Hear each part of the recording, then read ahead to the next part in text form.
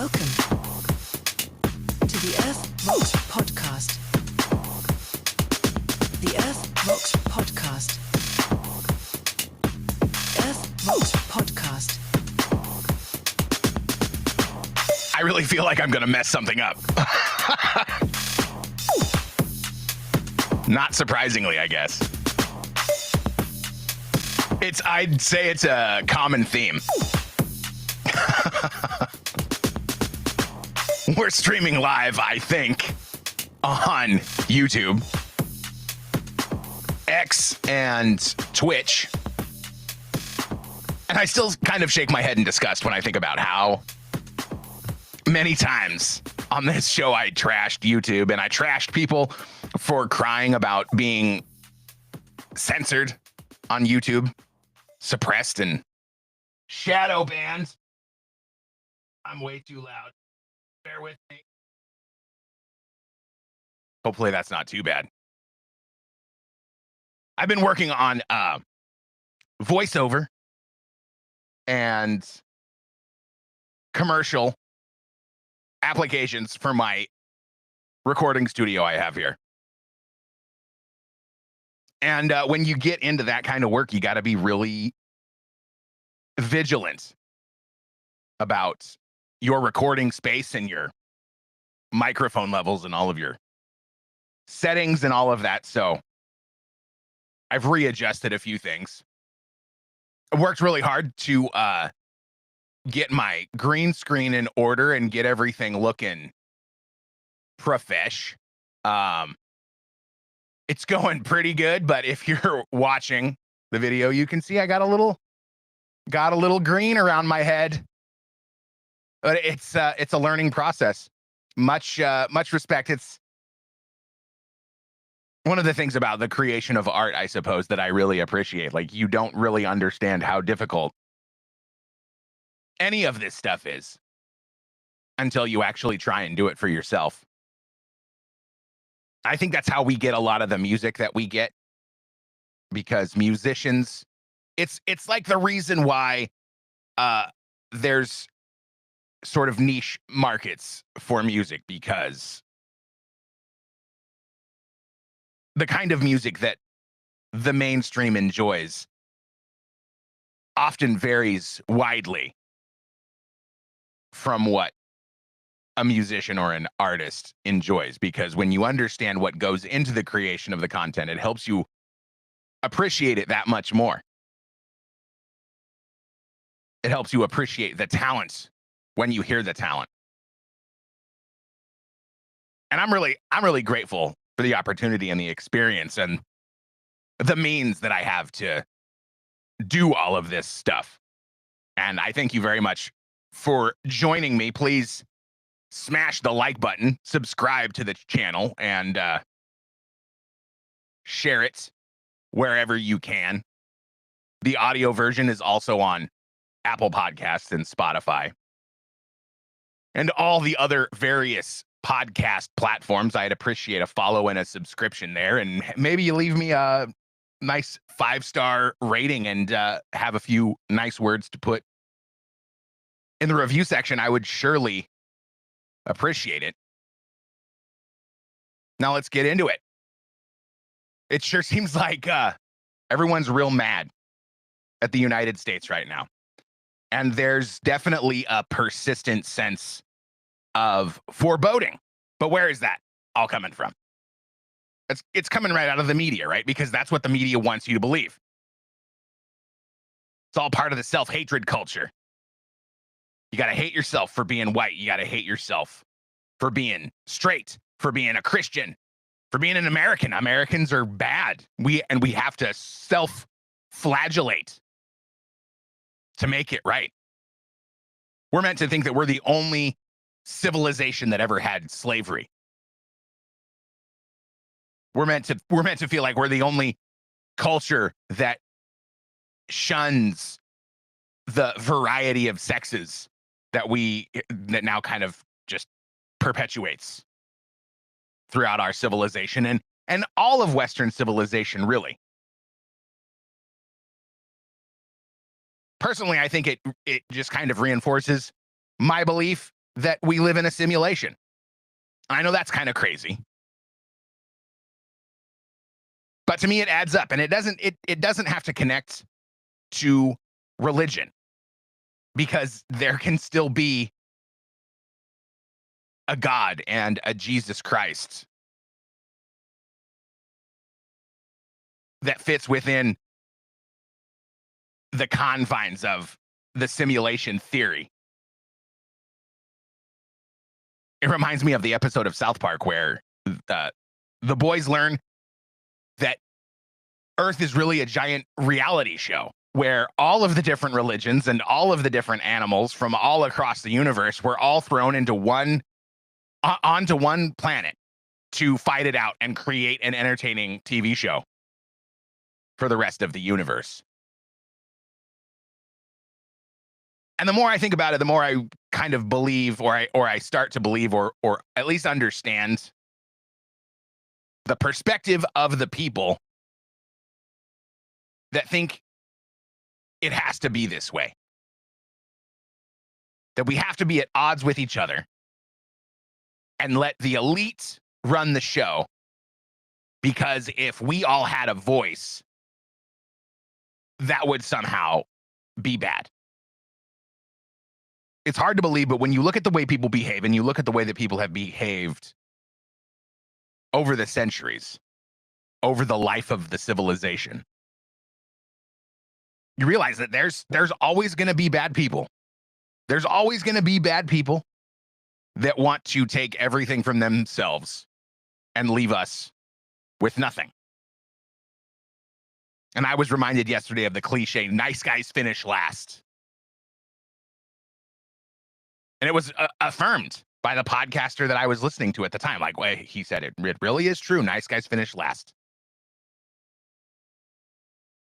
And I think what that really means is that if you're willing to be a backstabbing sociopath, that you can climb the ladder of success much more quickly and easily. And I don't know, is that a problem with the culture? Is that a problem with upbringing? Or is that just the way it is? Is it actually truly a solvable problem?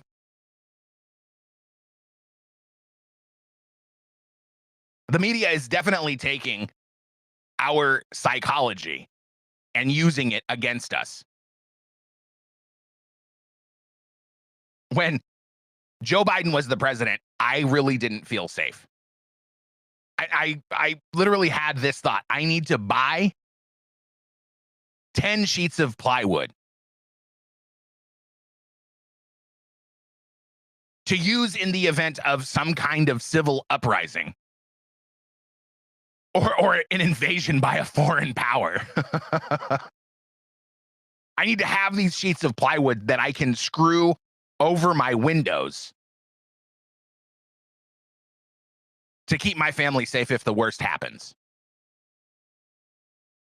I never bought the plywood. But now that Trump is president, I don't feel like I have to. And I'm not a diehard Trumper. I think we need to hold everyone accountable, and we need to rule collectively on every decision that's made and not excuse things just because it's Donald Trump that's doing them. Like this debacle with the Epstein documents.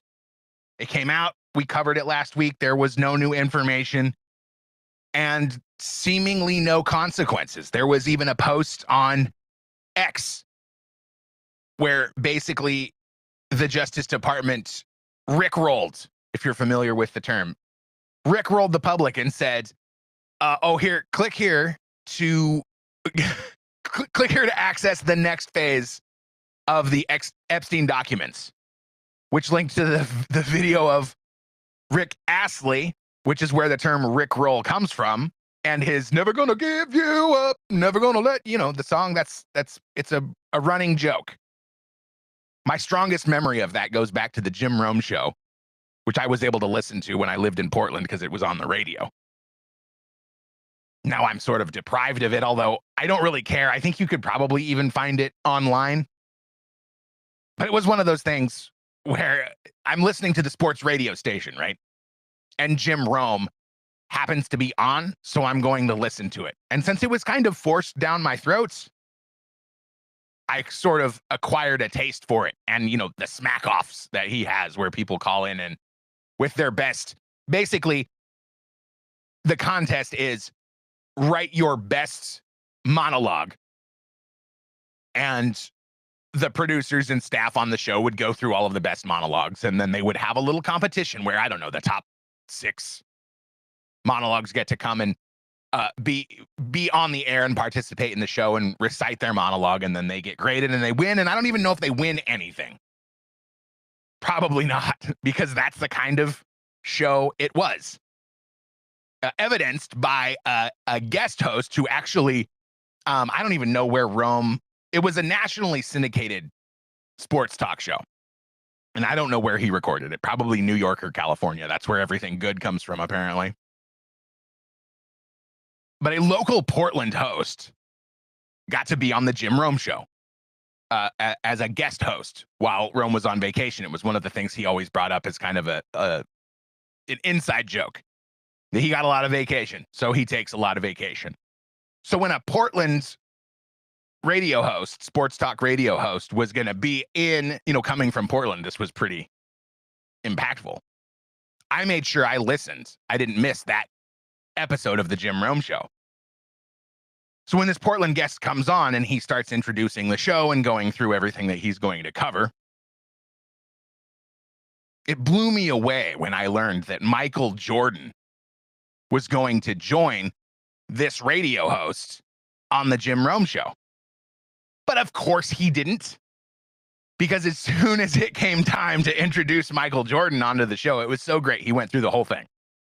Joining me today, winner of 7 NBA championships. And, you know, he went through the whole thing, big dramatic, and then just cut to never gonna give you up, never gonna, you know, rickrolled. He rickrolled. The Justice Department did the same thing with the Epstein documents. And like, how? Who thought this was a good idea?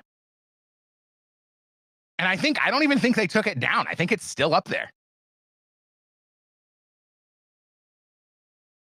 And a lot of people, I mean, of course, myself included, we all like to read into things and see things that maybe aren't there. But it's a bad look. It's a bad look for the Trump administration. And I don't know, there's rumors now of missing documents, evidence being destroyed, of course, because what it is destroying evidence greater crime than, you know, whatever, treason or blackmail or human trafficking or child, you know, torture. Almost use a different word.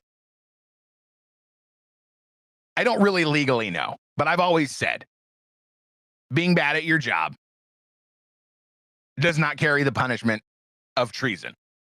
Destroying evidence also not, especially when you can say something like, oh, whoops, I thought I was supposed to destroy those.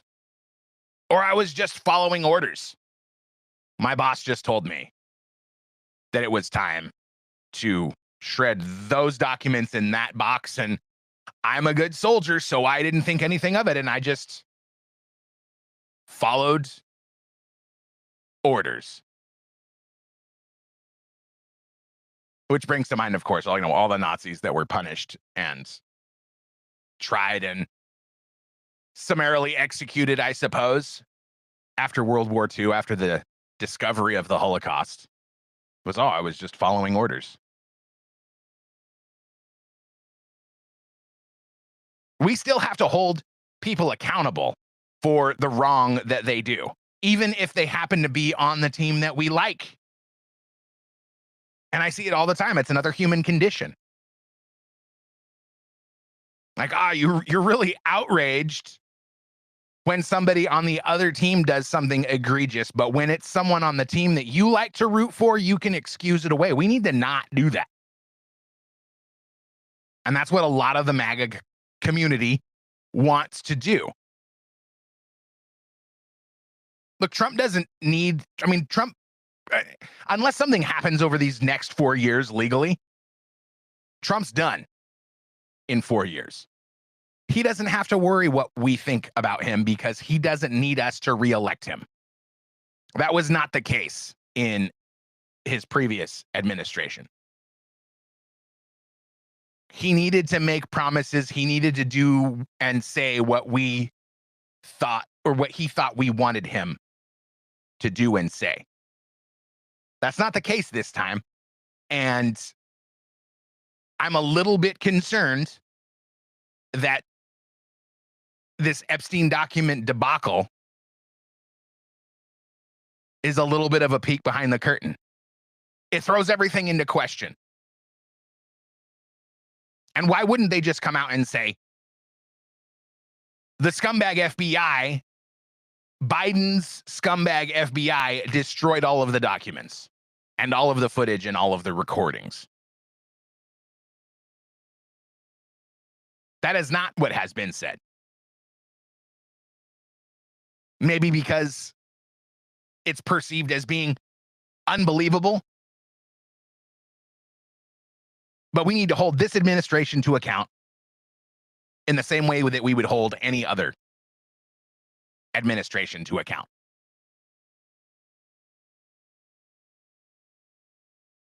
And the media is going to prey on this. They're going to seize every opportunity to show us the broken promises. Because they have to change the opinion of the 80 million people that voted for Trump. Or more or less. Because I still don't trust elections. Even when my guy wins, I still want to know that it was a legitimate election.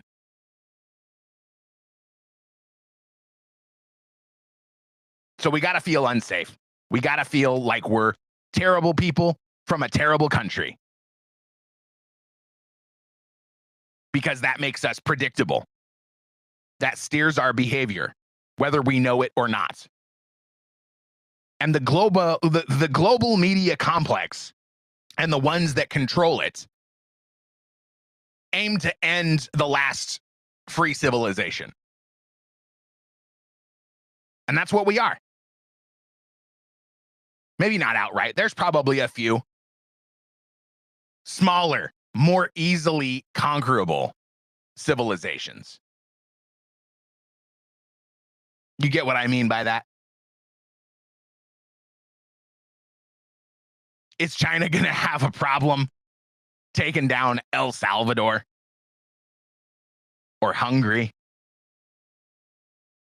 or any other places that think they're free with a small... I mean, I guarantee you, China looks at a place like El Salvador and goes, okay, you can think that you're free because we allow it.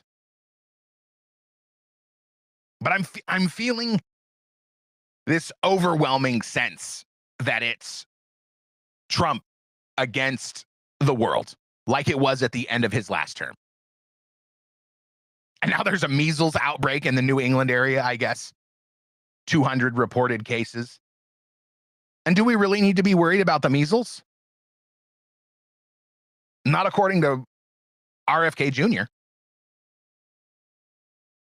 He had measles himself. All of his family had measles. He tells the story all the time. That measles isn't really something that we have to be so concerned about to roll out a global vaccine. And I've never really considered myself anti-vax. Until you start hearing about the information that goes along with autism coinciding with vaccine schedule. And it's hard to deny. But it's also not hard to be skeptical and look at it and think, is this just an effort from the global media complex to make us feel unsafe? Because it's hard to bite your lip and allow your children to be vaccinated when you perceive the data as evidence that vaccines may cause autism. So the CDC is launching an investigation into vaccines and their connection to autism.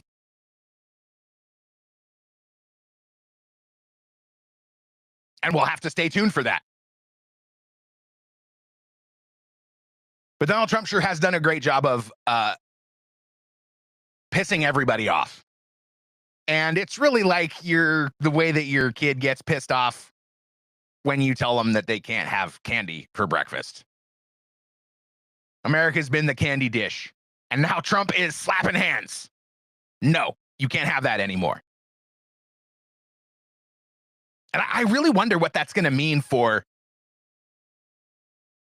Democrats being reelected, because there's some great content coming later in the show that will show us exactly, well, maybe not exactly, but at least another area of waste, fraud, and abuse that Donald Trump has identified. But for now, we got to get into what's going on with Canada, because Canada's big mad. And you remember when things would get bad here politically? You know, a federal election would happen, and we'd have a new president, and everybody would say, well, we're moving to Canada. Can't stick around here. This place is going to hell. Not so many people joking around about moving to Canada anymore. I think maybe because the free healthcare, that was a big selling point. Like, I go to Canada, get some free healthcare, eh? And then we found out, that free healthcare is really not as good as we're meant to believe in. Isn't that kind of an interesting aspect of the culture? Canada was so great because they all had universal healthcare and free healthcare for everybody. And then they had to worry about Americans coming across the border to get that free healthcare. And then we find out that the free healthcare really isn't all that great, because people die on waiting lists waiting to receive that free healthcare. And if you want to see a specialist, you're going to wait years. I don't know that the ideal solution to that is what we have in the United States. The point is, it's a twisted representation of what actually exists. And now I guess the gloves are off between us and Canada. They started booing our national anthem at the United States v. Canada hockey game. So then we whipped the shit out of them 3-1. And I guess they won the next game. And then everybody kind of stopped caring because, we saw something else shiny. It's all narrative manipulation. I would argue that the majority of Canada still loves the United States, just like the majority of America loves or is at least indifferent on Canada. Personally, I think Canada is just fine. I like hockey. I like maple syrup. I like snow when I don't have to work in it. I have actually been, but that was a long, long time ago, and I don't remember anything about it. It all contributes to the feeling of America against the world, and the concept that we all remember from elementary school. No, nobody likes you. People are talking about you behind your back, and they don't like these things that you've done. And where does that manipulation come from? It's all on the internet. It's all through the screen. It's unverifiable. You're going to go to Canada and start walking the streets, stand outside of a grocery store. Hey, I'm just doing a poll. No, nobody's going to do that, because we have this gigantic infrastructure in place that is meant to inform us of what's actually going on. And what's going on is Canada tariffing the United States. We didn't have an agreement. We thought we had an agreement. Trump said, do these things to help us keep our country safe, or I'm going to tariff you 25%. Well, they didn't do that. They said they were going to do that. Trump suspended the tariffs, and that was the end of that. until Canada didn't do what we told them, what we politely asked. I mean, I don't know, probably wasn't that polite coming from Trump, especially because Trudeau is out. There's somebody else coming in. It's rumored that it's going to be somebody from Goldman Sachs to be the next prime minister of Canada. I don't know if that's a good thing or a bad thing, but Goldman Sachs has always been sort of represented in a negative light. You know, the big banks, the ones that crashed the economy in 2008. We're not supposed to like those people in charge. I don't know. I'm open-minded.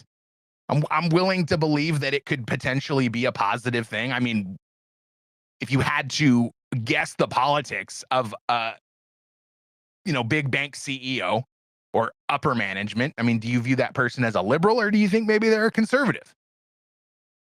One of the best arguments I heard in favor of billionaires and their involvement in politics is that they want their money to continue to be worth something. Having $200 billion of currency that for a country that doesn't exist anymore isn't really all that valuable. It's like I have 200 billion cat hairs. Great job. You've made it. You've made it, buddy. So now the United States has 25% tariffs on Canadian goods, and I think the Canadians have 30% tariffs. I'm digging through my notes. I had all of these things. I learned something very valuable from Grok, and it was it is that if I ask Grok for to answer a question, and then I try to link the answer to use in my show notes, it will link to everything that I've discussed in that particular conversation with Grok. So I sit down and I start asking questions based on the notes that I've dug out, based on the articles that I've read, and it all goes together, which I was just learning this morning. But I have it here now. My question, your question probably, what goods is Canada tariffing? Orange juice at $30 billion. Canada began implementing 25% tariffs on certain American goods starting March 4th. With an initial focus on $30 billion Canadian dollars worth of imports, referred to as Phase 1. And in Phase 1, we got orange juice, peanut butter, wine, spirits, liquor, beer, coffee, appliances, apparel. I mean, how many do we have more than one American appliance manufacturer? Because I've looked into this because I try to buy American. I think there is one company that manufactures appliances in the United States. I could be wrong, but there's not many. Clothing, again, check the tag on your clothes. Were they made in the United States or were they made in India? Were they made in Bangladesh or China or Malaysia? That's what I see most often. I think it kind of speaks to a bigger problem. Footwear, cosmetics, motorcycles. I know we make some motorcycles in the United States. At least we used to. Can we even trust the countries to not offshore all of our jobs? Poultry products, turkey, chicken, and eggs, dairy products, spices and seasonings, pulp and paper products, and they've even rolled out threats for a phase 2. Another 125 billion worth of US goods. And I've covered what we're tariffing Canada on in previous shows. It's all things that we really should be making in the United States, and that's the goal of the tariffs. That and potentially a little bit of income tax relief. But I don't know about that. And why all of the Trump asked Canada to secure the border. Canada said, okay, and then they said, wait a minute, we don't think so. And this is because 43 pounds of fentanyl was discovered crossing the northern American-Canadian border. Canada doesn't think that's enough to warrant their action on what Trump is asking for. So somehow, and I mean, and this could just be because Trudeau is on the way out. So he's going to try to screw America because he's petty and bitter. Would not surprise me. But these tariffs are going to be much worse for Canada than it is for the United States. And it's going to create a lot of income for the US. And I mean, maybe a lot of income for Canada. But I'm being told it's much worse for them than it is for us. I want us all to get along. Let's just be friendly. Let's quit trying to screw each other over to get a little extra scratch. Let's not be sociopaths trying to climb the economic ladder. I mean, once you get a certain amount of money, I'm feeling very liberal today. We'll get into that. The saga with Ukraine and Zelensky continues as well. There has been no agreement reached. We wanted a $500 billion deal on the rare earth minerals in Ukraine. I believe I brought it up on a previous podcast a long time ago. Ukraine has the largest uranium deposit in Europe, and I think the second largest in the world. I always thought this is why Russia really invaded Ukraine to begin with, because you remember the deal between the Hillary Clinton State Department under the Barack Obama administration and Russia. The Uranium One deal basically sold a ton of our uranium to Russia. And it was kind of covered up in the media. Let's see. I'll ask Grok. In 200 words or less, describe the Uranium One scandal. I believe Uranium One was the name of the Russian company. The Uranium One scandal refers to a controversial 2010 deal in which the Obama administration approved the sale of Uranium One, a Canadian company with U.S. uranium assets, to Rosatom, a Russian state-owned energy company. Critics, particularly during the 2016 U.S. presidential campaign, alleged that the deal compromised national security and was influenced by donations to the Clinton Foundation. At the time, Hillary Clinton was Secretary of State, and her department was one of 9 agencies on the Committee on Foreign Investment in the United States that approved the sale. Between 2008 and 2010, individuals linked to Uranium One reportedly donated millions to the Clinton Foundation, raising questions of impropriety. However, investigations, including by the FBI and Congress, found no evidence of a quid quo. Oh, right, because we can trust the Obama FBI and the Democrat-led Congress under Obama. Right, okay. But that brings you up to speed on that deal. Russia needs uranium, as evidenced through that deal. They bought an entire Canadian company that had a bunch of American uranium. So this, of course, just sort of influenced my hypothesis that Russia invaded Ukraine for the same reason that Trump wants to cut a deal with Ukraine. They want some of that rare earth. They want to dig big holes in the ground. And by the way, all this anti-oil rhetoric from the left, where you just have to drill a hole, just a little hole, not even that big. I mean, you've seen the rigs, right? They're not, I don't know what I'm talking about, but they're not that big. They're not that big compared to the gargantuan craters that come from mining minerals out of the earth. And that's how you know that they're being disingenuous. They would rather have giant holes dug into the earth by 10-year-old children that are trying to make 25 cents a day than to pay an adult a decent salary to dig oil out of the ground. Make it make sense. So we have no agreement. There was a deal. Then Trump and Zelensky had their little spat in the Oval Office, which Trump talked about on his interview with Maria Bartiromo this morning. It's so funny. It's so funny watching Trump and listening to him talk.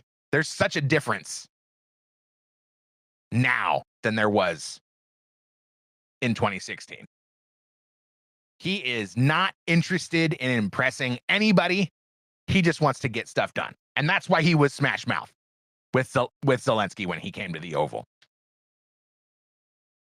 Zelensky said he was going to come back and sign the mineral deal. And then he didn't. He went to Europe and got a pat on the back. You know, an old, it's okay, buddy. Don't keep your chin up. Don't let it get to you. Live to fight another day or something. But the reason this deal isn't happening is because Zelensky wants security guarantees. You remember in that conversation? Security guarantees.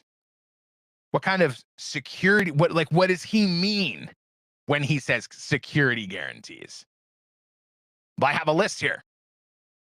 And I think you may object to some of these items. Number one, military presence or commitments.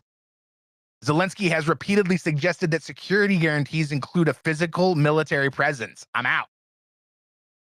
Number two, NATO membership or equivalent. Also out. And it's been said that Ukraine will, after this whole debacle, Ukraine will never be a member of NATO. Which is what sort of a mainstream narrative is, that is why Russia invaded Ukraine, because they don't want NATO weapons on their border. Number three, weapons and defense systems beyond troop presence. Oh, it's also, by the way, it's against the rules. Doesn't have the impact when you say it's against the rules. But I don't think global governing bodies really do a lot of legislating. It's against NATO's rules to accept a member who's currently at war. So much for that. Beyond troop presence, Zelensky seeks sustained long-term access to advanced weaponry. Keep the war going. Number four, binding assurances against future aggression. Again, we're going to make some rules that says this country can't do that country. We can't without, I'm just going to leave it. No correction necessary. Economic leverage as a deterrent. In negotiations with the U.S., Zelensky has linked security guarantees to economic arrangements, like the proposed minerals deal. He sees American investment in Ukraine's resources as a way to incentivize U.S. commitments. Why? When was it ever established that we were going to do this for free? I mean, maybe behind closed doors. Behind closed doors, we're supposed to do all this for free. Because that's really what we want, right? How long have we been at war? That's something to ask, Grok. How long has the U.S. been in conflict? We'll say conflict because we don't want to give him an out, because it's not technically a war if Congress doesn't formally declare war. That's what the law says. An actual legislated constitutional document.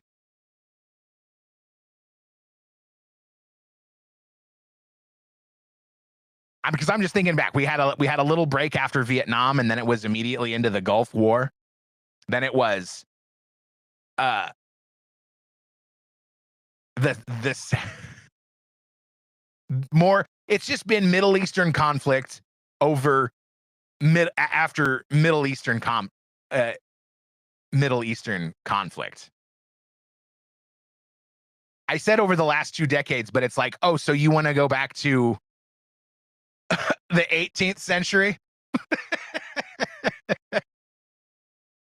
And then it just breaks it down. 1990s Gulf War, 2000s to 2020s War on Terror.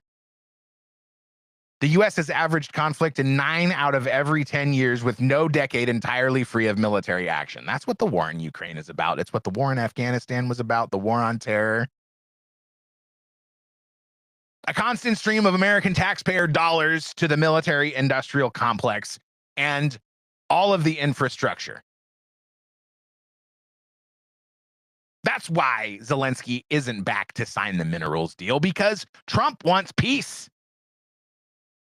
Americans want peace. Ukrainians want peace. Russians want peace. Why don't we have peace? But at the end of the day, my opinion is this. We can't live in a world that allows evil men to conquer territories because we won't allow men to fight and die stopping them.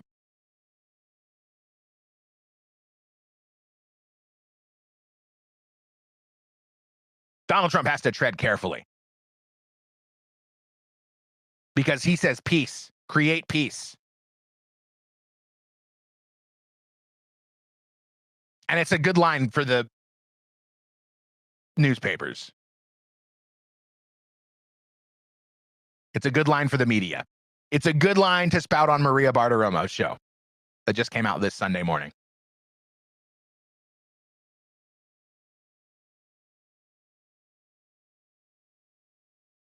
I found some Russian disinformation. Maybe. It surely feels like propaganda from the right, because, of course, the right is going to propagandize you just as much as the left is going to propagandize you.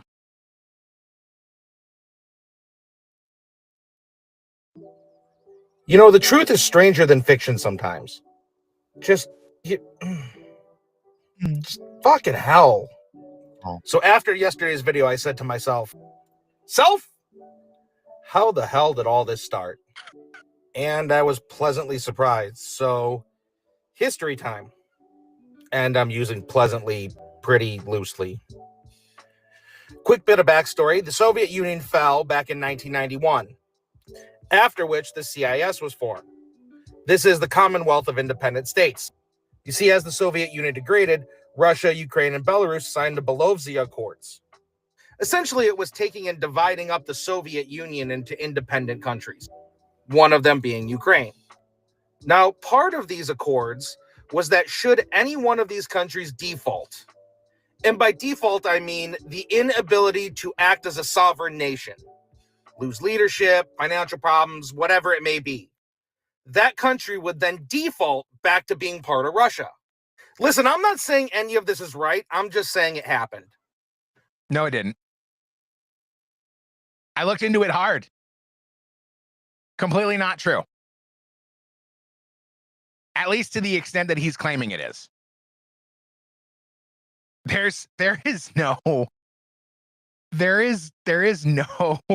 I mean, this would be the novel legal theory of all novel legal theories.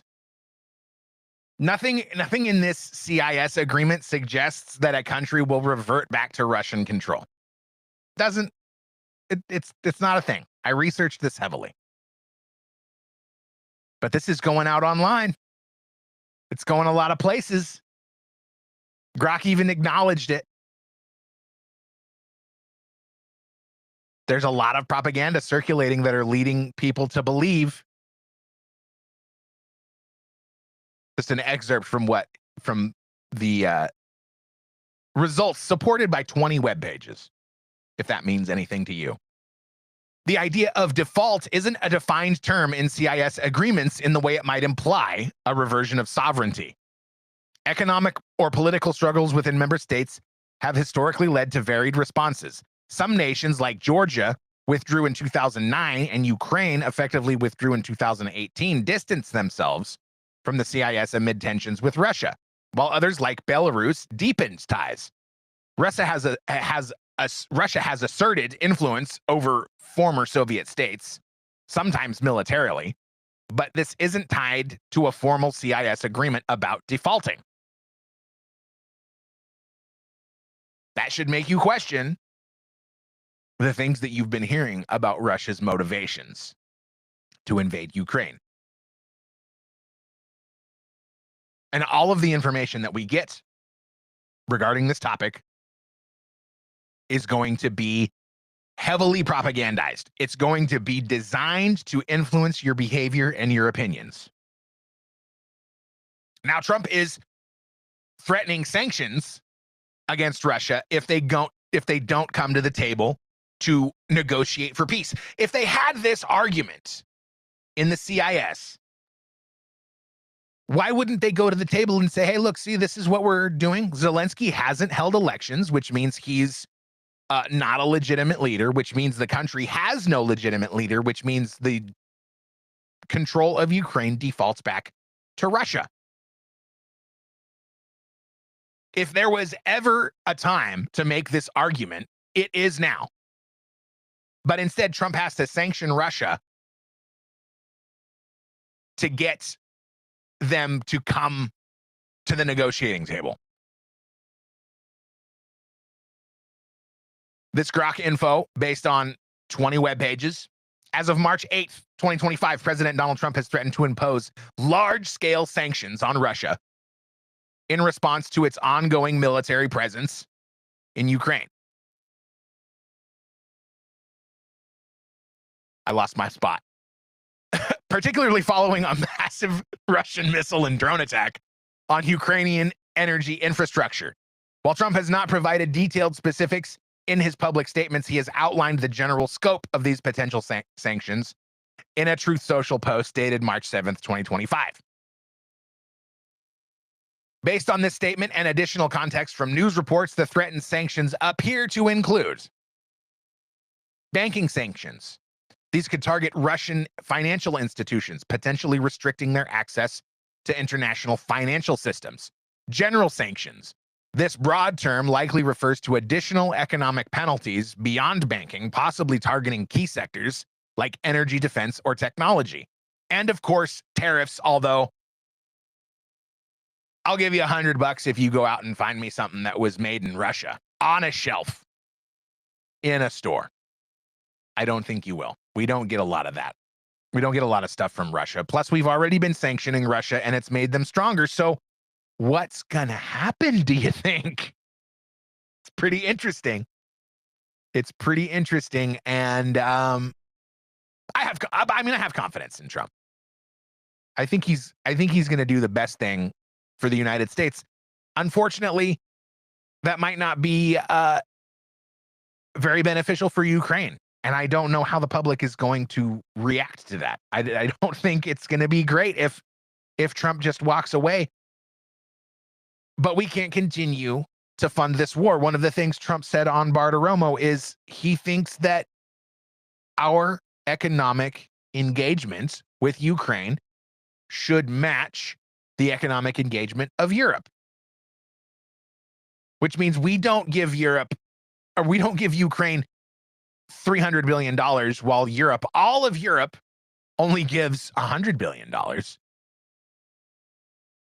That was another thing. It was another little pissy outburst from Justin Trudeau, Canada's prime minister, that he thinks that we should kick the United States out of the G7. Okay. Did you know the United States funds half of the G7 to the other 6 countries? 1/8. I don't know how that math pencils out, but it's not fair. If there's 7 states, why is one footing the bill for half? These are the kind of things that Donald Trump is outraged by. And it's the kind of things that have devalued our currency to such an extent because of all of the printing and spending. We got a new program? Yeah, approve that program. How are we going to pay for it? Just print more money. Oh, okay. Until the guys on Survivor have to double their prize money because nobody's showing up. Because the $1 million prize that everybody was so excited about when Survivor launched in 1999 is now only worth about half that. This is the economic downfall that Donald Trump is trying to rectify. I also saw a video about the rise in home prices. versus the rise in wages. It's crazy. The price of property has gone up 162%, while wages have only gone up 32%. No, I'm sorry. It's from 2000 to 2022. Property has increased 162%, while wages have only gone up 78%. About half. Do you think this is all part of the you'll own nothing and you'll be happy mantra that George Soros and his acolytes keep spouting?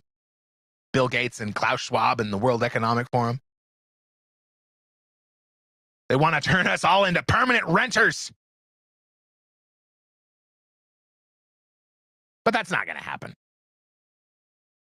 At least not within the next 10 years. We have a great leader. We're armed. And we know how to take care of ourselves. I think, and this is, take this with you. We still have a few stories to go through, but take this with you. We are still armed, and we have all of the resources that we need. We could cut off, if we really had to, we could cut off the rest of the world. Mine our own energy, grow our own food, and everybody else can go kick rocks. We can do it. It wouldn't be fun. There'd probably be a lot of war and death, but we could do it. That's not the answer, but it's on the table. Andrew Cuomo thinks he's going to be governor of New York. That's pretty cool. He's relying on the media to back him up. The media, the Trump era media, by the way. The media that's afraid to propagandize because the chairman of the FCC will revoke their media licenses. It's a little bit more complex than that, but it's an option. The thing that you have to worry about with something, because I hear things like that and I get very excited, unfortunately. Yes, can we find a way to stop the propaganda machines from lying to the American people and influencing their behavior and their decisions and their political preferences? That'd be great. The headline from the Daily Caller: disgraced former Governor Andrew Cuomo launches campaign to lead threatening, out of control New York City. Wait, he's trying to be oh, that's right. Because I got it backwards. Forgive me. He was the governor, and now he wants to be the mayor. He wants to take Bill de Blasio's old job. Former Democratic New York Governor Andrew Cuomo announced Saturday the launch of his bid to become the next mayor of New York City. Cuomo, who resigned from office in 2021 after being accused of sexually harassing more than a dozen women, including some of his staff members, began considering entering the mayoral race a week prior to the announcement. Do you think the media is going to let him get away with that? I think that the left is going to step up with a crazy Marxist, and it will be and then it will be a media blitzkrieg of all of the sexual harassment allegations, of which I have a list. Cuomo was accused of sexual harassment. You want to see this? I'll share it with you. I ain't even scared. I think it's this one. Cuomo was accused of sexual harassment by multiple women, with allegations emerging publicly starting in December 2020. These accusations included a range of behaviors such as unwanted touching, inappropriate comments, and creating a hostile work environment. Key details include Lindsay Boylan, a former aide. Boylan alleged that Cuomo sexually harassed her for years, including an unwanted kiss on the lips in 2018, suggestive comments, for example, proposing strip poker, and creating a toxic workplace. This is why you shouldn't try to hook up with people that you work with, because sometimes they don't like it, and then you have to keep going to work with them. She first raised these claims on Twitter and later detailed them in a Medium essay. The publication Medium. Charlotte Bennett, another former aide. Bennett accused Cuomo of harassment in 2020, claiming he asked intrusive questions about her sex life, including whether she had been with older men, and made comments she interpreted as overtures to a sexual relationship. Anna Rush, who met Cuomo at a wedding in 2019, alleged he touched her lower back, grabbed her face, and asked to kiss her despite her comfort. You know, we got Joe Biden on camera doing most of these things. The left didn't have a problem. The left didn't have a problem until they decided that they wanted radical leftist Kathy Hochul to take over New York. And other accusers as well is the final point from Grok, including a state trooper on his security detail, an anonymous executive chamber staffer who claimed he groped her under her blouse, and former aides like Anna Liss and Karen Hinton reported inappropriate touching, comments, or behavior. In total, a New York Attorney General's report in August 2021 concluded that Cuomo sexually harassed 11 women, while a later U.S. Department of Justice review in 2024 identified 13 women as victims over an 8-year period, 2013 to 2021. I think Andrew Cuomo's got some questionable decision-making skills because people that know how to operate within this climate where men and women work together, they tell you, don't ever be alone in a room with someone of the opposite sex for an extended period of time, because at the very least, it's going to start rumors. I think this is a clear indication that Andrew Cuomo has questionable decision-making skills at best, and I don't think he's going to get it. I think he's going to use the attention. He's probably going to launder some campaign funds. I don't really have anything to base that on other than politicians are generally corrupt. I don't remember if I covered it, but we're getting into New York, and I'm just thinking about all of the legal cases that failed embarrassingly, and how this has created this sort of opportunity, because Trump has talked about impeaching judges that are operating unlawfully, which I think is fantastic, but I also think will create a terrible shitstorm in the media. A judge recently blocked, or I don't know. So I don't know if blocked is the correct terminology, but when Donald Trump was gutting USAID and halting payments, apparently he was halting money that should have gone out, according to this judge in Delaware, I believe it was. We can pull up the article. Although it's Gateway Pundit, which is pretty salacious. The highest court in the land caved to the radical left on U.S. aid disbursements and usurped President Trump's constitutional executive authority. On Wednesday morning, the Supreme Court ruled that the Trump administration must immediately release $1.9 billion in foreign aid payments. The Hill notes that this decision maintains a district court judge's order that the administration must honor foreign aid agreements that existed before Trump took office. So we're using that to create a bunch of uproar and anger at the Supreme Court. And I think we should probably be a little bit upset at Amy Coney Barrett. Remember, she was the one that held up her blank notepad to show that she was so cool. She didn't actually have to read any notes because it was just all, she's so impressive. It's all coming from memory. She's been a horrific disappointment on the bench. Not just in this ruling, but in many, many rulings. She's become the protege of John Roberts. I think she probably has designs on being the Chief Justice of the Supreme Court when John Roberts is done. John Roberts, of course, was an establishment appointee by George Bush, and she's been ruling along with him in creating wins, or at least perceived wins, for the left, putting a bad taste in a lot of people's mouths, and I assume putting a bad taste in Donald Trump's mouth as well, although it's not really his decision. And I think we all kind of need to leave the Supreme Court alone. But I don't really know how I feel about these lifetime appointments. It gives me pause. And it's another thing. It's great for lifetime appointments are great when it's people that you like, but not when it's a bunch of Democrats. We couldn't wait to get rid of Ruth Bader Ginsburg.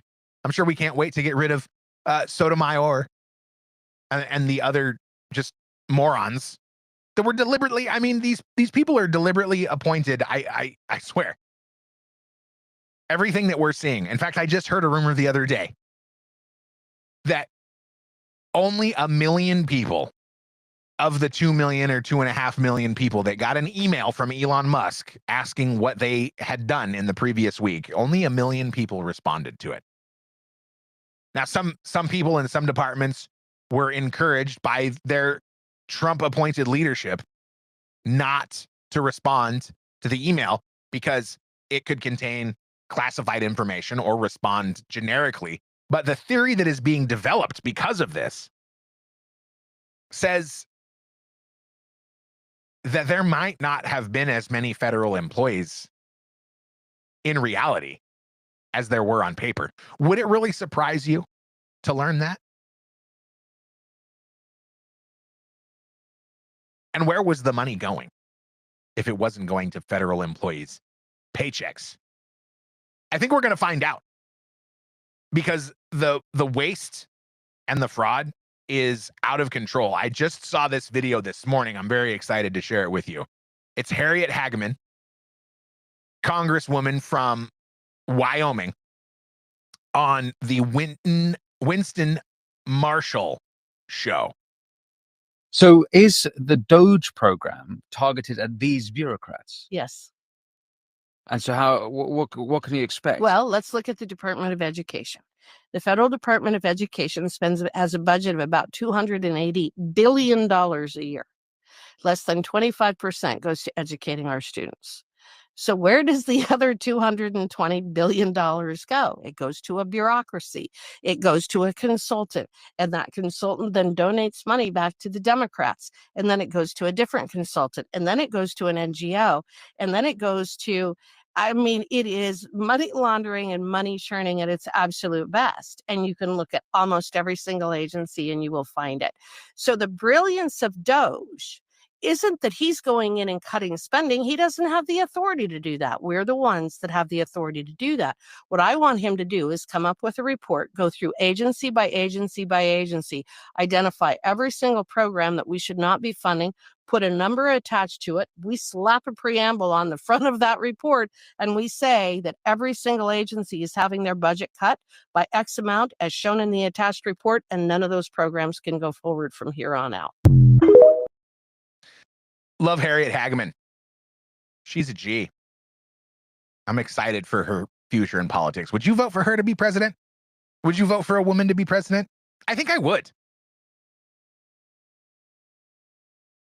I don't think every woman is fit to be president, same as I don't feel like any man is fit to be president. It takes a special breed of person. I think Tulsi Gabbard could be president. I think Harriet Hageman could be president. And I think you'd probably have a hard time convincing me that a woman is unfit to be president in general. Some women would be unfit to be president, just as some men would be unfit to be president. But this is the latest target for Doge and the Republican effort to gut the government, which I love. I'm a big fan.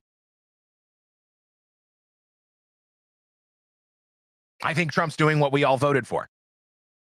He's cutting the waste, the fraud, the abuse, and hopefully he starts cutting our taxes. I don't know how I feel about the proposed refund coming in. At least it was discussed as being dispersed in 2026. But what we're dealing with economically is a pretty big issue. Trump is also he's exacting a little retribution, deserved retribution. This article, also from the Gateway Pundit. Trump strips security clearances of employees at Perkins Coie, the DNC law firm linked to Hillary Clinton and the bogus Russia dossier. You love to see it. President Trump on Thursday stripped security clearances of the employees at DNC law firm Perkins Coie. Recall that Hillary Clinton and the DNC paid law firm Perkins Coie more than $1 million to hire Oppo research firm Fusion GPS to peddle the bogus Trump Russia dossier during the 2016 election. Now all of those people that had security clearances have lost their security clearances. And it's a beautiful thing. I believe all of the 51 intelligence officials, current and former, that said the Hunter Biden laptop had all the hallmarks of Russian disinformation. I believe they all lost their security clearances too. And if they haven't already, they will be shortly. This is the promises that are being made by Pam Bondi, the new Attorney General, and Donald Trump. It needs to happen. Why? Why, you ask? I'm so glad you did. Because I thought myself, how do people benefit from government security clearance? Grot gave me a nice list of 5 points. Number 1, career opportunities. Clearance opens doors to jobs that handle sensitive national security info. Think intelligence analysis, defense contracting, or cybersecurity. Number 2, job security. Once you're cleared, you're valuable. The process to get clearance, background checks, polygraphs, etc., is expensive and time-consuming, sometimes costing agencies $1,000 to $10,000 per person, depending on the level. Number 3, access to impactful work. Clearance lets you work on stuff that matters. Think counterterrorism, space tech, or nuclear security. For some, that's a morale boost. You're not just clocking in, you're shaping outcomes that affect millions. I think that's an important part of a job. You need to feel like you're actually accomplishing something. Professional credibility. Having a clearance signals trustworthiness and discipline. It's a vetting process that weeds out liabilities, criminal records, shady finances, or foreign ties. And finally, networking. Cleared individuals often work in tight-knit, high-stakes environments. You're rubbing shoulders with decision makers, experts, and other cleared pros. That network can lead to future gigs or partnerships, especially in the defense industrial complex, where connections are gold. This is how Donald Trump is punishing the people that abused their clearance. And I think we're going to find out, I hope that we're going to find out more in the future about all of the absolute actual scumbags that have been working against the interests of the American people inside our own government and military. Chinese spies, for example. Oh, yeah. We have this ex-post from new FBI director Kash Patel. At FBI Director Kash, breaking, I can now report that today the FBI, along with our interagency partners led by AG Pam Bondi, arrested 2 active duty U.S. Army soldiers and 1 former U.S. Army soldier for theft of government property and a bribery scheme. These individuals have been charged with stealing America's defense intelligence capabilities and empowering adversaries like China in betrayal of our country. They will now face American justice. That's not good for them. That's going to be bad. So immediately the first question I had was, wait, were these American citizens? This article from Breitbart. Let me give you a share. Kash Patel's FBI catches 3 U.S. Army personnel committing treasonous acts. And it says that over and over again. U.S. Army personnel. U.S. Army personnel. Quote, these individuals have been charged with stealing America's defense intelligence capabilities and empowering adversaries like China in betrayal of our country. Oh, that was the that was the Post. The U.S. Department of Justice Office of Public Affairs on Thursday detailed information about the 3 individuals and the charges against them. Quote, Zhan Zhao and Lin Qian, active duty U.S. Army soldiers stationed at Joint Base Lewis McChord, along with Rio Yu Duan, a former U.S. Army soldier, were arrested today following indictments by federal grand juries in the District of Oregon and the Western District of Washington, the agency said. I don't know about you, but I was expecting to see names like Steve, Mark, and Kyle, not Zhan Zhao and Lin Qian. Why the hell were they in our military? I hope, not only do I hope that we find out why and how they were able to infiltrate our military, but I want to know who cleared them and who vetted them, and I want them to be held accountable because they let Chinese spies into our military. That's what happened. I'm not going to be gentle about it like Kash Patel or the journalists at Breitbart. We had Chinese spies in our military, and there's probably more that haven't been caught. It's a story to pay attention to and to follow closely because that's a big problem. In her statement on the case, Bondi warned, quote, the defendants arrested today are accused of betraying our country, actively working to weaken America's defense capabilities and empowering our adversaries in China. They will face swift, severe, and comprehensive justice. In early January, outgoing FBI Director Christopher Wray, scumbag, said China had, so I say scumbag because you need to understand that what this guy says could be a load of bollocks. FBI Director Christopher Wray said China had penetrated America's water treatment plants, electric grid, and other civilian infrastructure. He said, there's another part of the Chinese cyber threat that I think has not gotten the attention publicly that it, I think, desperately deserves.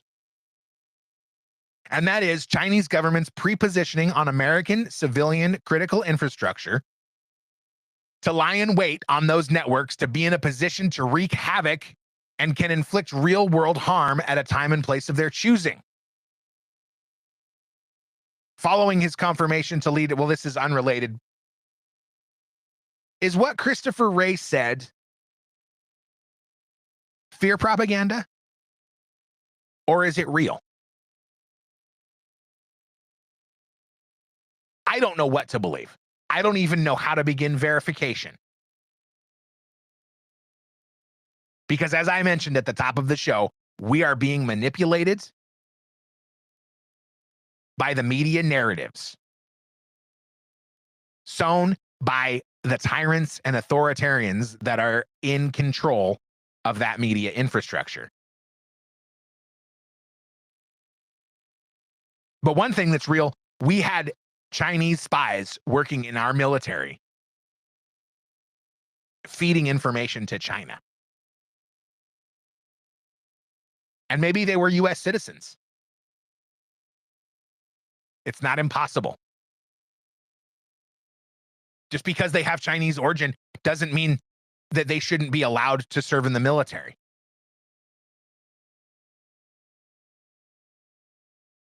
But how are their connections to China so deeply hidden that we couldn't detect them through the standard military vetting process? That is a problem that needs to be addressed. And I am particularly outraged.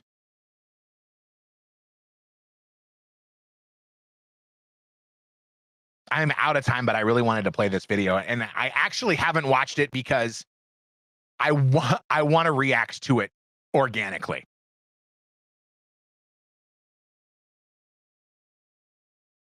And I'm only compelled to keep it going because it really coincides with the fake, in my opinion, it's another fake narrative that is meant to deepen the racial divide. That shit is ugly as f***. We wear that shit. It's great. Take that shit out now. You're being for real? Take that out now. Okay, what's your Take problem? that shit out now. We're dressing this But take that shit out now. Take that shit out. That shit ugly as fuck. Fake. It's ugly though. Like, look at your Fake. That's ugly. Please stop Watch it. following us. Watch it on X. Watch it on YouTube. Watch it on Twitch. I think that's fake. I think it's super fake. I think it exists because we're meant to hate each other. We have to. We can't get along. We can't be friendly. Because if we all put aside our personal differences, well, that really creates a problem for the establishment that wants to control all of us and wants to predict our behavior and wants to function as parasites to steal our wealth, steal our livelihood, steal our happiness. Makes sense to me. Everything that I'm able to filter out tells me this is the effort. Defeat and demoralize the last free civilization on the planet. Because are you really free if someone else is just allowing you to be free? I don't think that's the case in the United States, but I do think it's the case in many other countries around the world that think they're free. Thank you very much for hanging out with me for the last 76 minutes. I was pretty quick on the math there. What do you think? If you haven't already, please hit the like button, hit the subscribe button, hit the follow button, and most importantly, hit the share button. I need your help amplifying this exquisite content, if I may brag. Send a voicemail to 701-787-1121. I'd love to hear your thoughts and your beautiful voice. If you want to engage with me in our Discord server, send an email to therealearthvox@protonmail.com. Check out the audio podcast on your favorite audio podcast platform, or the video on X, YouTube, or Twitch. A lot of developing stories to keep track of. So to make sure that you're back here next Sunday at 11 a.m. to follow up with me. I appreciate you very much. I'll be back.